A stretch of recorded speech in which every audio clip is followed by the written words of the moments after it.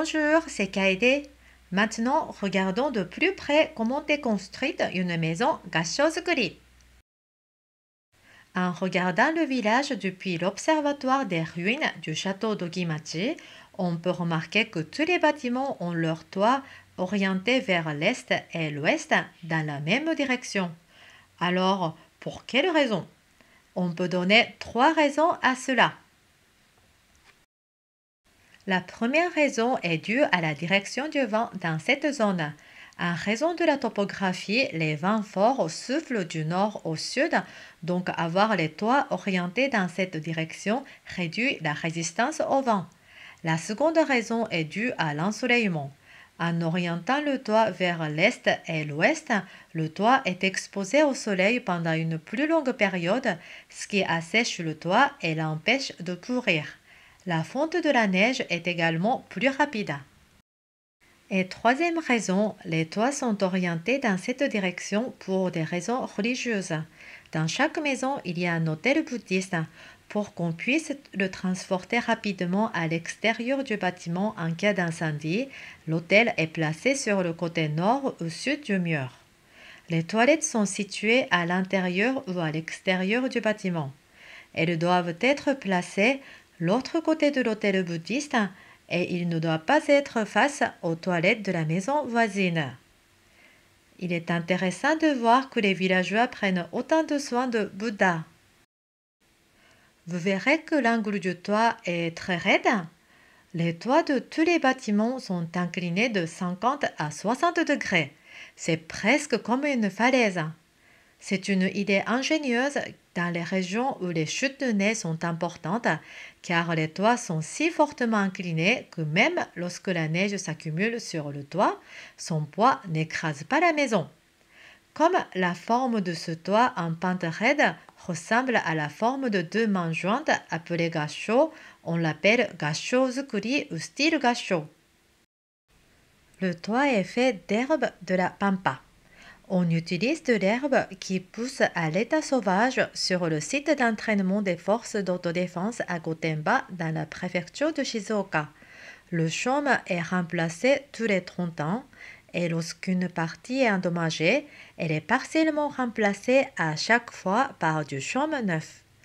Si vous regardez attentivement, vous pouvez voir que la couleur du toit est différente à certains endroits. Maintenant, jetons un coup d'œil à l'intérieur de la maison. Commençons par le salon. Il y a un foyer creux appelé Irori où se tenaient les réunions de famille. Il y a un foyer, mais pourtant il manque quelque chose. Qu'est-ce que ça pourrait être? Oui, il n'y a pas de cheminée. La fumée a des effets antiseptiques et insecticides et il n'y a donc pas de cheminée pour que la fumée puisse remplir la maison. Irori était allumé toute l'année. C'est pourquoi les piliers ainsi que d'autres parties de la maison deviennent noirs de fumée avec le temps. De nombreuses maisons gashōzukuri qui sont encore des habitations aujourd'hui ont également un foyer et les feux sont allumés toute l'année. Comme la fumée remplit la maison, les vêtements et les cheveux sentent toujours comme s'ils avaient été fumés et les jeunes habitants de la maison semblent avoir du mal à supporter cela. Étant donné que l'on ne peut pas remplir en permanence la maison de fumée, elle est évacuée par une fenêtre située en haut du bâtiment, juste sur le toit. On peut savoir que si la fenêtre est ouverte, c'est-à-dire que l'âtre est allumé. Au-dessus de l'âtre, il y a un hiyama. Le rôle de hiyama est d'éteindre les étincelles du feu et à disperser la chaleur ainsi que la fumée. Maintenant, allons à l'étage. Voici la mezzanine. C'est la pièce des domestiques. Elle est séparée en 2 parties, l'une pour les hommes et l'autre pour les femmes.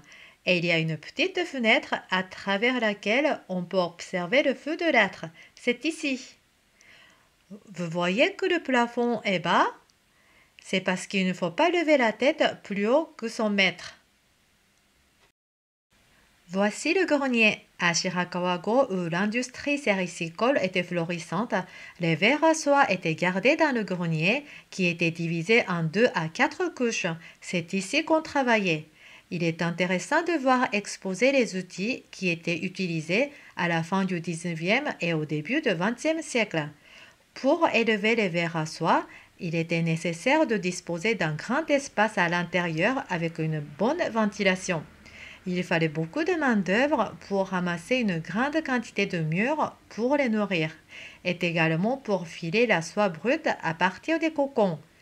C'est pour cela qu'ils avaient besoin d'une si grande maison et tant de gens vivaient ensemble. Allons jeter un coup d'œil au plafond.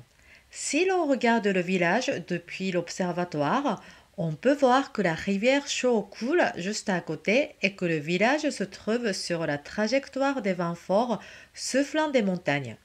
Pour protéger les grands bâtiments des vents violents et de la neige, aucun clou n'est utilisé pour construire les toits.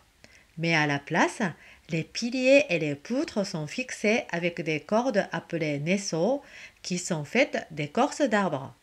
Il y a également un relâchement entre ces cordes et les piliers, ce qui fait que le toit bouge un peu lorsque les vents forts soufflent ou que la neige s'accumule, et cela protège l'ensemble du bâtiment de l'effondrement. Il s'agit d'une structure antisismique ultra-moderne, n'est-ce pas? Par ailleurs, des cordes sont utilisées pour fixer le chaume extérieur à la structure intérieure en bois. De grandes aiguilles à coudre en bois sont utilisées pour enfiler ces cordes entre le chaume.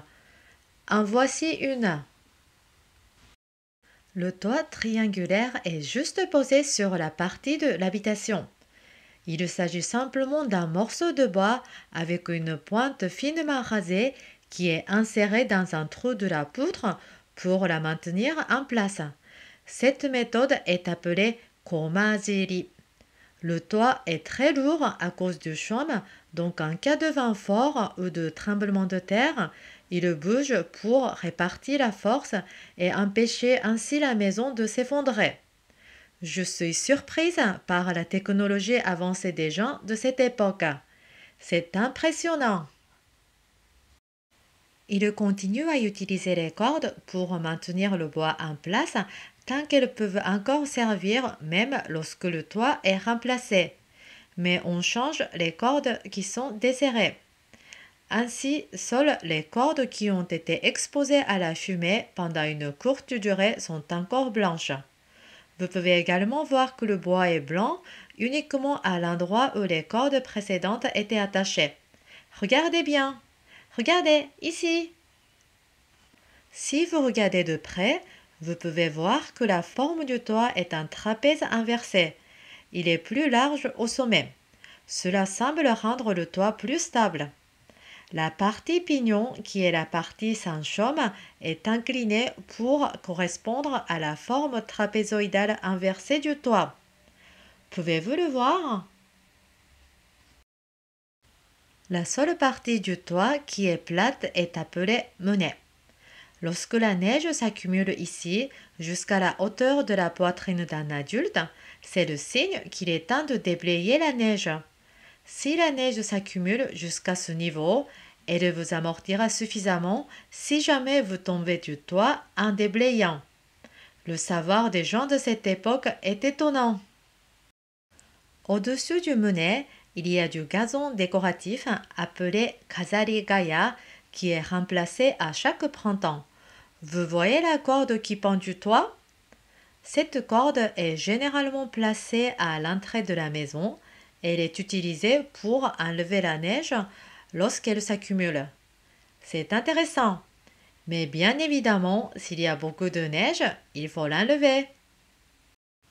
Passons ensuite aux toilettes.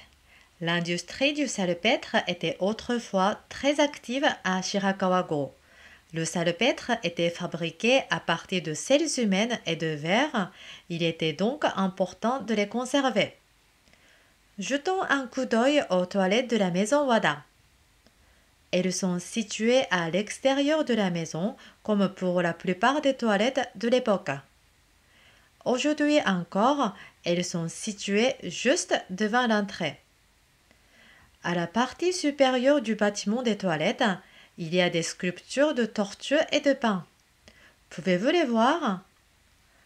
Au Japon, les tortues et les pins sont généralement des motifs utilisés pour une célébration. Comme vous pouvez le voir, lorsque les selles humaines étaient échangées à l'époque contre de l'argent, les toilettes étaient également joliment décorées, signe que les toilettes étaient également des bâtiments importants. Pour terminer, passons à la salle bouddhiste. Dans le village d'Ogimachi où l'école bouddhiste Jodo Shinshu est très pratiquée, il y a un hôtel bouddhiste dans chaque maison.